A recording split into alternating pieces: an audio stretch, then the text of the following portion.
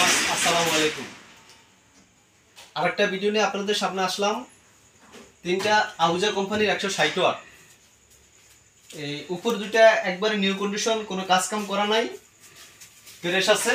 এই দেখেন, এটা সাদা স্টিকারের, একবারে নিউ কন্ডিশন, শুধু এসি কোডটা কাটা ছিল।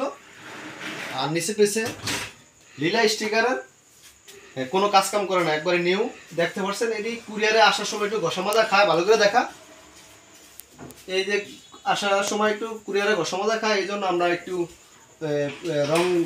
রঙের তুলি দিয়ে একটু রং লাগিয়ে দিছি। হ্যাঁ, ভালো করে দেখেন। ওই যে আমি ভালো বইলা বিক্রি করুম, পরে আপনি নিয়ে দেখবেন এটি সমস্যা। আমার টুকিটাকি যে কোনো সমস্যা থাকে আমি বলে দিব, বলা স্যার আমি কোনো মাল পোস্ট করি না, বিক্রি করি না, পরে আমার নামে বদনাম করবেন, এটা আমার পক্ষে সম্ভব না।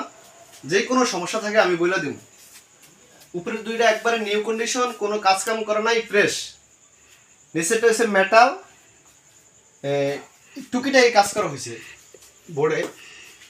আর মেটাল চেঞ্জ করা আছে কিনা আমি জানি না, না মেটাল চেঞ্জ করা নাই।